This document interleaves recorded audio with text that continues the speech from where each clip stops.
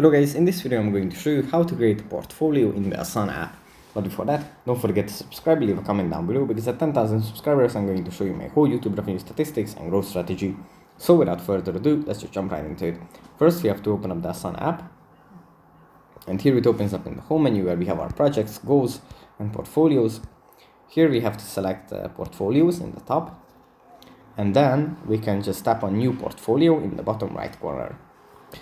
Here, in this little pop-up, we can add the name for our portfolio. Let's say it's portfolio 1, to name it creatively, like this, and then we can just edit the portfolio. We have this, and we can do different kinds of things inside this. That's pretty much it for this video. Hope it was helpful for you guys, and I'll see you in the next one. Bye.